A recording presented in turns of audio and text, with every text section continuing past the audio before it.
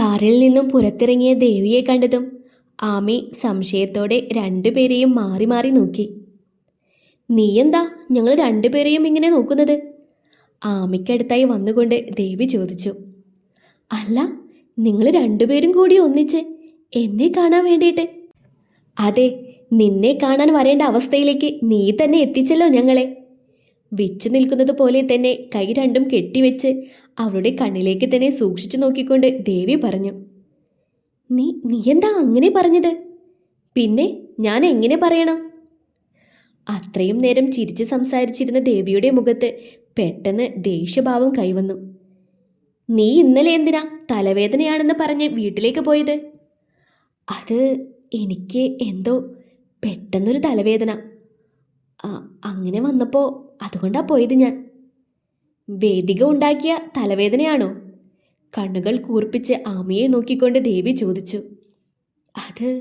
അത് ആമി വിളറിയൊരു ചിരിയോടെ രണ്ടുപേരെയും മാറി മാറി നോക്കി. നല്ല അടിവെച്ച് തരികയാണ് വേണ്ടത് നിനക്ക്. വിച്ചുവേട്ടൻ പറഞ്ഞത് കേട്ടപ്പോൾ എനിക്ക് അങ്ങനെയാണ് ആദ്യം തോന്നിയത്. ആമി വിച്ചുവിനെ നോക്കി. വേദിക ഇന്നലെ നിന്നോട് പറഞ്ഞതെല്ലാം ഞാൻ കേട്ടായിരുന്നു. ഫോൺ ചെയ്യാൻ വേണ്ടിയിട്ട് റേഞ്ച് കിട്ടാതായപ്പോഴാണ് ഞാൻ അങ്ങോട്ട് വന്നത്. സത്യത്തിൽ അപ്പോൾ തന്നെ അങ്ങോട്ടേക്ക് നടന്നു വന്ന് വേദികയ്ക്കുള്ള മറുപടി കൊടുക്കണമെന്ന് ഞാൻ കരുതിയതാ. പക്ഷേ പിന്നെ വിചാരിച്ചു ആദ്യം ദേവിയോട് കാര്യങ്ങളെക്കുറിച്ച് സംസാരിക്കാമെന്ന്. അവളുടെ മറുപടി എന്താണെന്ന് അറിയണമല്ലോ, എന്നിട്ട് തീരുമാനിക്കാമെന്ന് വിചാരിച്ചു. വേദിക പറഞ്ഞതെല്ലാം കേട്ടിട്ട് കരഞ്ഞോണ്ട് വീട്ടിലേക്ക് പോയി അല്ലേ? അവൾക്കൊരു മറുപടി കൊടുക്കാൻ പോലും ആയില്ലേ നിനക്ക്? അതോ അവൾ പറഞ്ഞതുപോലെ നീയും വിചാരിക്കുന്നുണ്ടോ എനിക്ക് നിന്നോട് ദേഷ്യവും വെറുപ്പും ഒക്കെ ആണെന്ന്? അയ്യോ ദേവി, അങ്ങനെയല്ല.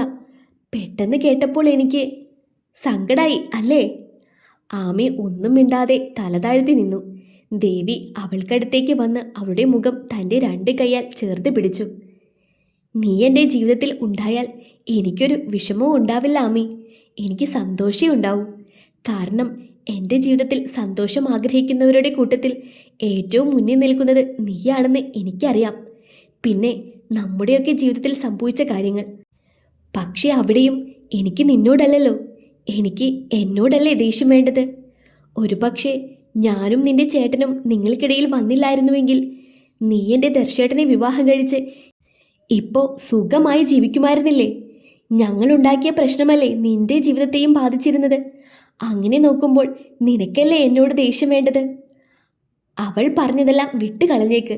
അവൾ പുറത്തുനിന്ന് എല്ലാം കേട്ട ആളല്ലേ. അവൾക്ക് കൂടുതലായിട്ട് ഒന്നും അറിയില്ല. പക്ഷേ നമ്മുടെ കാര്യം അങ്ങനെയല്ല. ഞങ്ങളുടെ വീട്ടിൽ എൻ്റെ ഏട്ടൻ്റെ ജീവിതത്തിൽ നീ വേണം. എന്നാലേ ഞങ്ങളുടെ കുടുംബത്തിൽ സന്തോഷമുണ്ടാകൂ.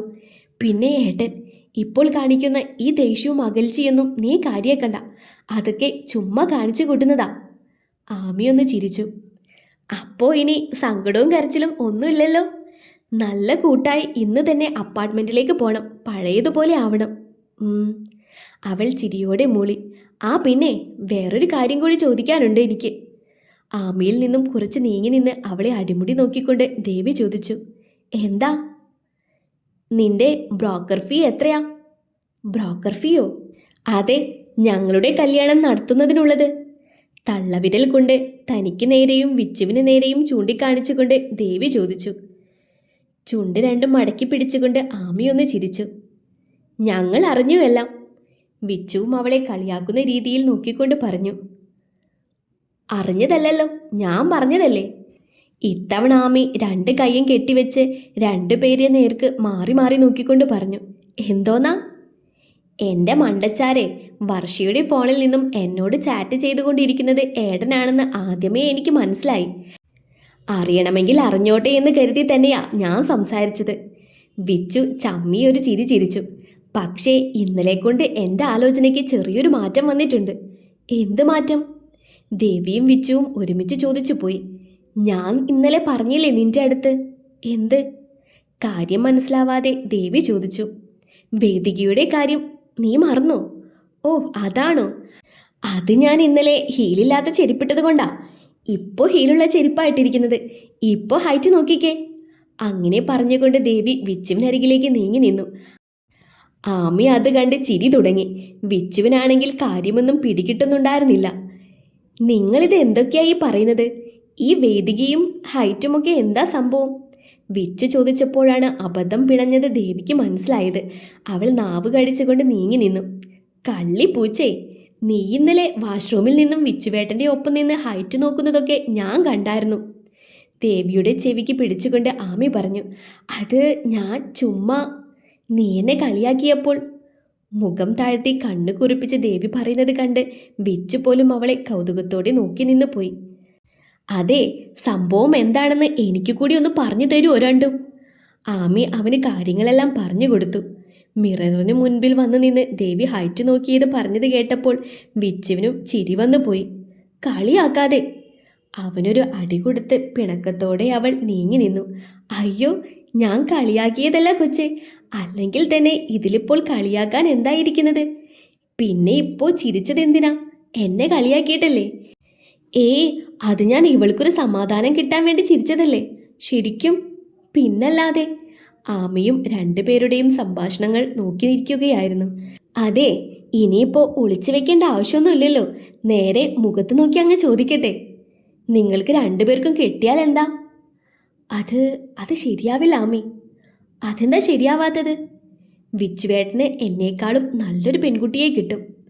അതെന്തു വർത്താനാ കൊച്ചെ താൻ പറഞ്ഞത്? തനിക്ക് എന്ത് കുഴപ്പമാ ഉള്ളത്? അവൾ പറഞ്ഞത് ഇഷ്ടപ്പെടാത്തതുപോലെ വിച്ചു ചോദിച്ചു. അങ്ങനെയല്ല, എന്നെപ്പോലെ വിവാഹം മുടങ്ങിപ്പോയ ഒരു പെണ്ണിനെയല്ലല്ലോ വിച്ചുവേട്ടൻ കെട്ടേണ്ടത്. അതിപ്പോൾ ഞാനും വിവാഹം മുടങ്ങിപ്പോയ ഒരാളല്ലേ. അപ്പോൾ എനിക്കും പറയാമല്ലോ, എന്നേക്കാൾ നല്ലൊരു പയ്യനെയാണ് ദേവിക്ക് കിട്ടേണ്ടതെന്ന്. ഇനിയിപ്പോൾ ഇതിൻ്റെ പേരിലൊരു തർക്കം വേണ്ട രണ്ടാളും തമ്മിൽ. ഇപ്പോൾ കാര്യങ്ങളെല്ലാം നിങ്ങൾക്കറിയാലോ. ഇനി നിങ്ങൾ തന്നെ ഒന്ന് ആലോചിക്കേ. പരസ്പരം താങ്ങും തണലുമായി സന്തോഷവും സങ്കടവുമെല്ലാം പങ്കുവെച്ച് ഒന്നിച്ച് ജീവിക്കാൻ പറ്റൂ എന്ന്.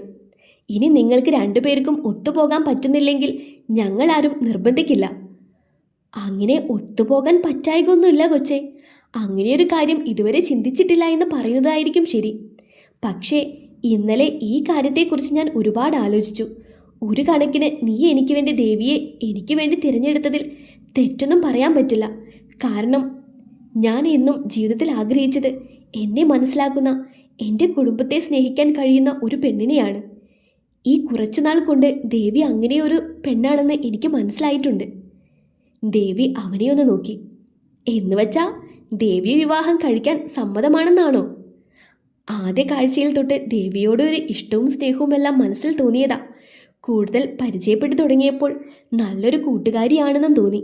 ദേവിക്ക് കൂടി സമ്മതമാണെങ്കിൽ ഇനിയുള്ള ജീവിതത്തിൽ ഒപ്പം കൂട്ടാനും സമ്മതക്കുറവൊന്നുമില്ല. ദേവിയുടെ മുഖത്തേക്ക് നോക്കി ഉറച്ച ശബ്ദത്തോടെ വിച്ചു പറഞ്ഞു. ആമിയുടെ നോട്ടവും അന്നേരം ദേവിക്ക് നേരെ തന്നെയായിരുന്നു. എനിക്ക് ഇപ്പോൾ തന്നെ ഒരു ഉത്തരം പറയാനല്ല ഏട്ടൻ പറഞ്ഞത്. ആലോചിക്കേ. ഇത് നിന്റെ ജീവിതമാണ്. ഇനിയും ഒരു പരീക്ഷണത്തിന് നീ നിന്ന് തരണ്ട. വിച്ചുവേട്ടൻ്റെ കാര്യത്തിൽ അങ്ങനെയൊരു പേടി എനിക്കില്ല ആമി. അതിനുള്ള യോഗ്യത എനിക്കില്ലെന്നേ ഇപ്പോഴും ഞാൻ വിശ്വസിക്കുന്നുള്ളൂ. പിന്നെ വിച്ചുവേട്ടൻ പറഞ്ഞതുപോലെ ഞാനും ഇക്കാര്യത്തെക്കുറിച്ച് ഒരുപാട് ആലോചിച്ചിരുന്നു. വേണ്ടാന്ന് വയ്ക്കാൻ എനിക്ക് മുന്നിലും കാരണങ്ങളൊന്നുമില്ല. മുഖം താഴ്ത്തിപ്പിടിച്ച് അവരിൽ നിന്നും എല്ലാം ഒന്ന് മറിഞ്ഞു നിന്നാണ് ദേവി അത് പറഞ്ഞത്. ഏട്ടൻ പറഞ്ഞ ഉത്തരം അത് ആള് തീരുമാനിച്ചെടുത്തതാണെന്ന് എനിക്കറിയാം. കാരണം ആള് മാറിയതുപോലെ വർഷയോടാണെന്ന പോലെ ഞാനെല്ലാം തുറന്നു പറഞ്ഞപ്പോൾ തന്നെ എനിക്കറിയാമായിരുന്നു ഏട്ടൻ ഇതിനുള്ള ഒരു ഉത്തരം വൈകാതെ തന്നെ എനിക്ക് തരുമെന്ന്. പക്ഷേ നീ ഇപ്പോൾ എടുത്ത ഈ തീരുമാനം, ഇത് എനിക്ക് വേണ്ടിയിട്ടാണോ ദേവി? ദേവി അവളെ നോക്കിയൊന്ന് ചിരിച്ചു. സത്യത്തിൽ എൻ്റെ ഏട്ടനും നിനക്കും വേണ്ടി ഒരു വിവാഹത്തിന് സമ്മതമാണെന്ന് അച്ഛനോട് പറയാൻ തന്നെ ഞാൻ തീരുമാനിച്ചതാ. ഒരുപാട് തവണ അതിന് ശ്രമിച്ചതുമാണ്. പക്ഷേ പേടിയോ മറ്റെന്തൊക്കെയോ കാരണങ്ങൾ എന്നെ അതിൽ നിന്നും പിന്തിരിപ്പിച്ചുകൊണ്ടേയിരുന്നു. ഇന്നലെ വിച്ചുവേട്ടൻ ഞങ്ങളുടെ കല്യാണത്തെക്കുറിച്ച് നിങ്ങളോടെല്ലാം ആഗ്രഹം പറഞ്ഞപ്പോൾ എന്താണെന്നറിയില്ല ആമി, എൻ്റെ മനസ്സിൽ ആ പേടി ഉണ്ടായിരുന്നില്ല. ആമിക്കടുത്തേക്ക് വന്നു നിന്നുകൊണ്ട് അവളുടെ കയ്യിൽ രണ്ട് കൈയും ചേർത്തുകൊണ്ട് ദേവി പറഞ്ഞു. എനിക്കങ്ങനെ പറയണമെന്നറിയില്ല ആമി. ഞാൻ വിച്ചുവേട്ടനെ പ്രണയിക്കുകയാണോ എന്നൊന്നും ഞാൻ പറയുന്നില്ല. പക്ഷേ ഇഷ്ടമാണെനിക്ക്. അത് എന്തുകൊണ്ടാണെന്നൊന്നും എനിക്കറിയില്ല. ഈ ഇഷ്ടത്തിനും പ്രേമത്തിനും അങ്ങനെ പ്രത്യേകിച്ച് കാരണമൊന്നുമില്ല. അല്ലെങ്കിലും കാരണങ്ങൾ കണ്ടുപിടിച്ചല്ലല്ലോ ആളുകൾ പ്രേമിക്കുന്നത്. ചുരുക്കി പറഞ്ഞാൽ നിങ്ങൾക്ക് ഈ വിവാഹത്തിന് സമ്മതമാണ് അല്ലേ? ദേവി നാണത്തോടെ ഒന്ന് പുഞ്ചിരിച്ചു. വിച്ചുവിൻ്റെ മുഖത്തും ഉണ്ടായിരുന്നു ഒരു ചിരി. ആമിക്ക് സന്തോഷമായി. ഒരുപക്ഷെ ദർശൻ തന്നെ ഭാര്യയായി അംഗീകരിച്ചാൽ പോലും ഇപ്പോൾ ഈ നിമിഷം തോന്നിയ സന്തോഷം തനിക്കുണ്ടാകില്ല എന്ന് പോലും ആമിക്ക് തോന്നിപ്പോയി.